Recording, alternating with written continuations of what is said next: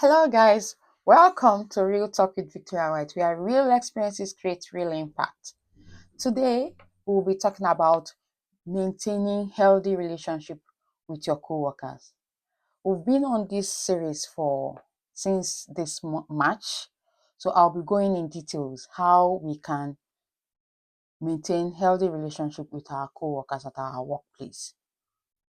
Maintaining a healthy relationship with your coworker is not only beneficial to you, but is also beneficial to the company and to your employer, because when you have that healthy relationship with your coworkers, you have a positive working environment, a healthy working environment, and this will make you more productive. It will make you more efficient at your workplace, and everyone will be happy at the end of the day. So, because targets are being met, goals are being achieved, the main aim of being going to work will be achieved. So everyone will be happy, your employer will be happy, you will be happy, your coworker will be happy. So why are we always struggling? Why are we always having problem at our workplace? So I'll be discussing on some points that will help us to maintain healthy relationship with our coworkers. One of those points are effective communication. You have to have good communication with your coworkers, especially for those in the diaspora. If you'll be working with different people from different race. You'll be working with Indians, with the British, with Americans, with Canadians, different kinds of people with from different cultural background, different way of doing things, and their accents are different as well. So it's very good to understand each other, to have effective communication. Communicate in a manner that the next person understands you. Fine, we all struggle to hear what others say, especially someone with a different kind of accent speaks, you struggle. So that is why when you're speaking with your coworker that has a different accent, is from different rationale, you have to take it easy. Speak gently and be concise, like be factual. Speak, go direct to the point, give detailed explanation of what you are trying to, or the information you are trying to pass across to the person. Be calm, don't rush it. Don't I know a lot of us have this tendency of speaking fast, but we have to take it easy, especially when you are when you are trying to communicate with someone else that is not from your region, from your country, or doesn't have your kind of accent. They will struggle to hear, just as you will struggle to hear them. So it's best you take it slowly, speak gently, and listen while the person is also speaking. Also, the more you work together, the more you get better at understanding others. So you have to be patient with yourself and the people you are working with. Don't, oh, she doesn't understand me, you, because of that you have to, you won't talk to that person, or you have important information you need to pass across. Just because she doesn't understand you, or the person does not understand you, you want to push the person aside, neglect the person and go forward with what you're doing, because you don't want to go through the stress of taking your time or explaining yourself over and over and over. No, it doesn't work that way. The person will not, if you were the one in the person's shoe, you won't be happy about it. So, language barrier shouldn't be a problem in the workplace. You have to come up with means on how you can speak, by speaking slowly, be gentle, soft, and be patient. These are ways that you can help yourself to communicate effectively with someone from with a different kind of accent that's from a different background. Another point is respecting boundaries. The person you are working with is your co-worker, not your friend. Give them some privacy. You don't need to pry into their private matters. Respect boundaries. Know when not the line not to cross. I observe a lot of people, they always want to know every detail about their co-worker, about their family. I mean, if the person is willing to share with you, there's no problem about that. But you coming, intruding, asking questions, going into their personal things, checking their things and all that just to get information about them, what for? It's not necessary. So you have to respect boundaries. Know know when to not to cross the line. No, except the person offer to, the person asks you to, or the person indulge you in such discussion about their personal life, then fine. Otherwise, please, is your coworker, not your friend, not your family member. If you need someone to discuss with, you need a friend, go find your family member, not your coworker. Your coworker is not your family member, neither is your coworker your friend. Try and respect boundaries. It is very important for you to maintain a healthy relationship. Respect boundary. When you respect others' boundary, they will also respect yours. It is vice versa. Once they see that, oh, this person doesn't intrude into my private, they won't want to intrude yours. But when you're always prying, you want to know, they'll be like, what's with this person? Okay, why is she so interested in knowing about me? Why is she following me up? Like, you'll be following your coworker on your social media. If the person doesn't offer to follow you or doesn't check you out, oh, are you on social media? Oh, let's follow each other. It's different than you just going to jump and be following the person you want to. No, it's not. That is not right. So one of the points, one of the methods of maintaining a healthy relationship is to respect boundary. Except the person wants you in, wants to take you as a friend, fine. Even at that, be mindful of how far you can go. Be careful. Don't allow you open up yourself, because most people, just because the person have welcomed you into their life, before you know, you start opening up yourself. You're only selling yourself out. Who knows, maybe that's the means the person want to use to get to know you, get information about you that they can use against you tomorrow. Because it's risky out there. Everybody is looking out for themselves. They can use the information you feed them to fight you tomorrow. So you just have to be careful. That is why they are called your colleague, not your friend. They are your colleague. So respecting boundaries is very important. Secondly, you have to maintain professionalism.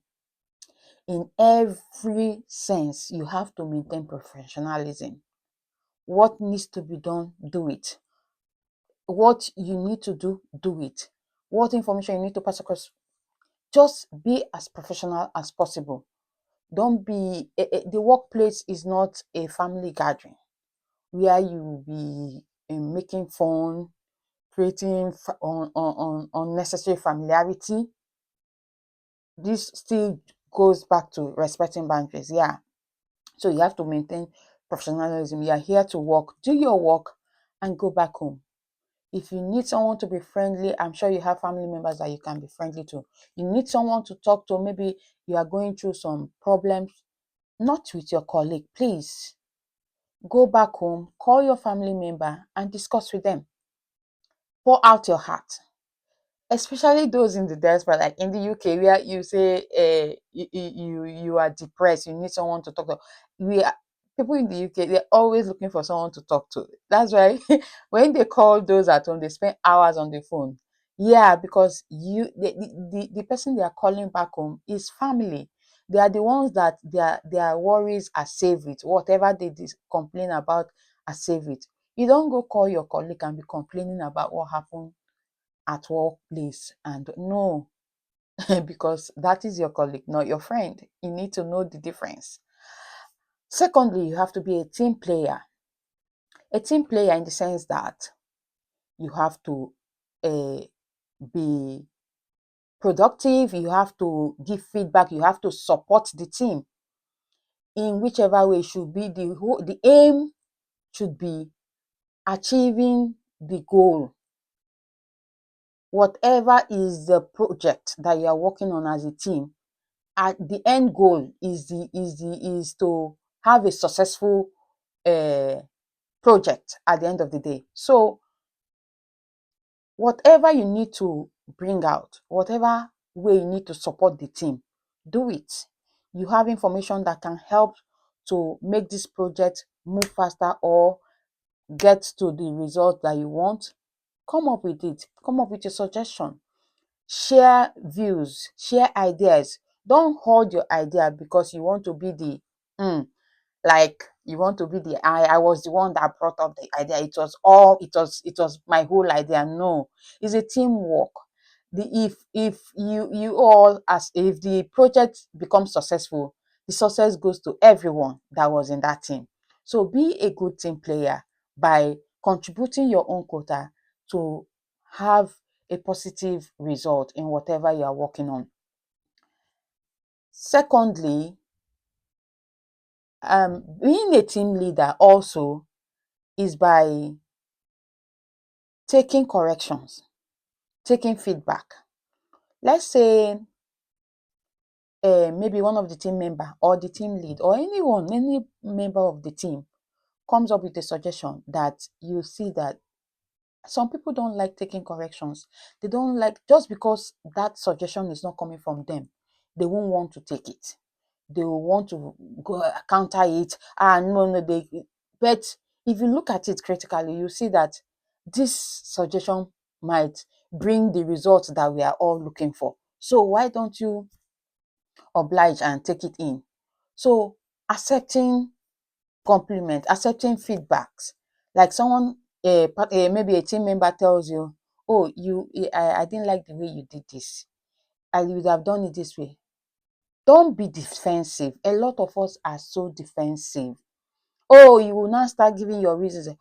Why don't you calm down, hear the person out, find out why, and go back, look into it and see how then you guys can discuss it. How best, okay, is that how you see it? Okay, this was my reason for doing this and doing that. Oh, okay, you think this other way. Oh, let's give it a try then. It doesn't bite. It doesn't bite. It doesn't make you the smaller person, or it doesn't make you look as if you are being looked down on or talked down on or you are not capable. No, it shows that you are a good team player when you listen, when you accept feedback and you work on it. Another point is showing empathy and support.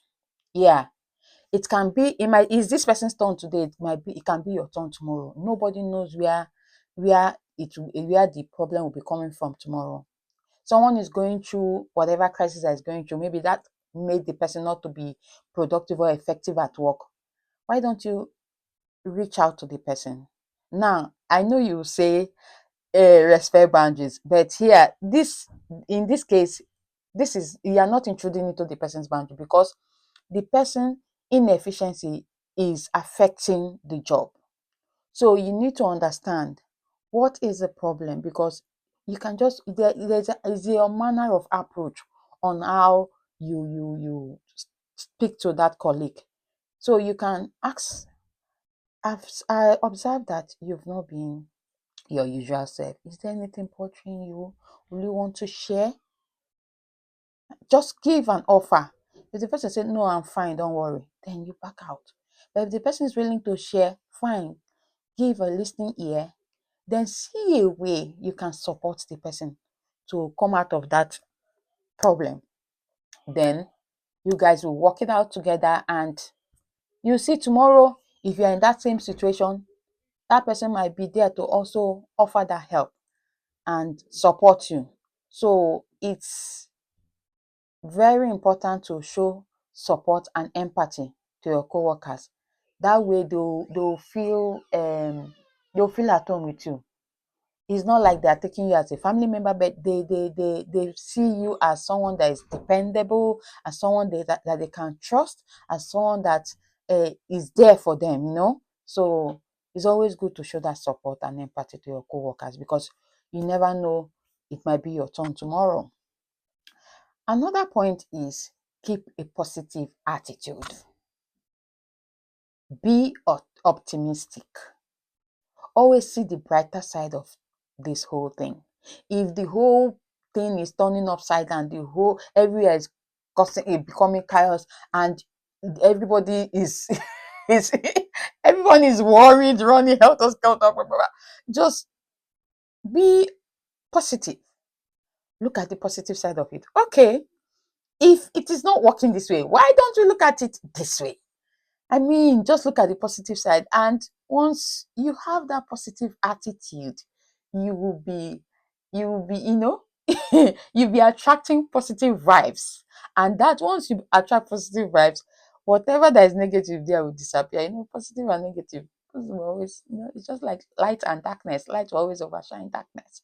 So when you have that positive attitude, it will help to ease the tension that is going on. It will also bring others that are in that struggle, that are confused, maybe don't know what, maybe you guys have. Okay, so we are still talking about maintaining healthy relationship with your coworker at your workplace. Now we'll be talking about appreciating diversity. Yes, because you'll be working with different kind of people from different races, different countries, different tribe, different tradition, different sense of reasoning. So you need to appreciate diversity. Why?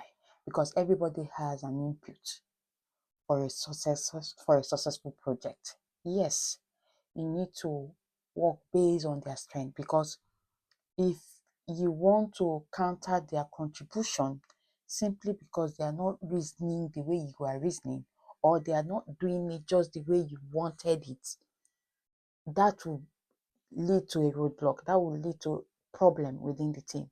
So for there to be a successful teamwork, you have to appreciate each person according to their strengths, because no, people are different in diverse ways. People are skilled in different things.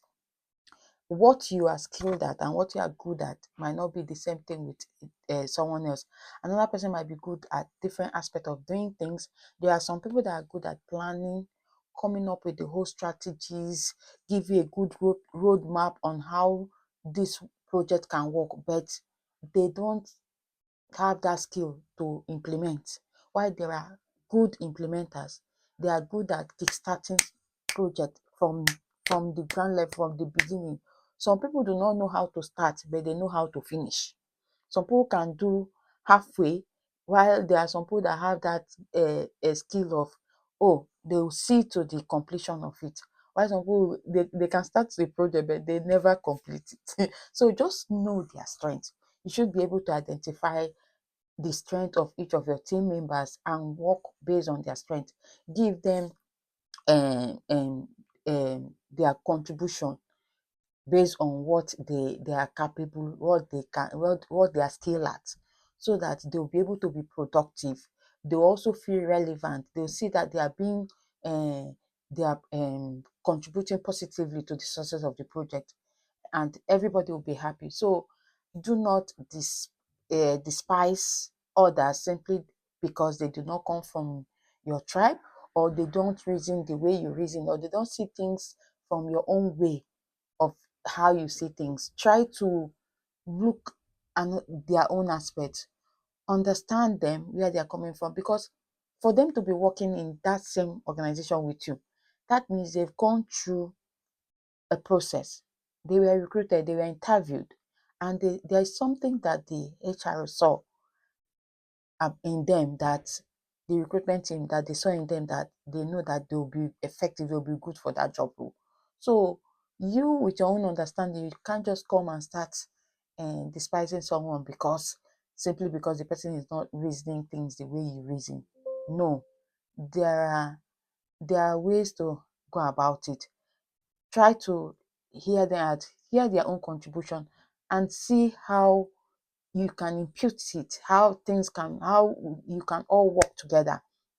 And the aim is to make a positive impact, let the project come out successful, and everybody will be happy. So if their contribution can bring a success end, why not?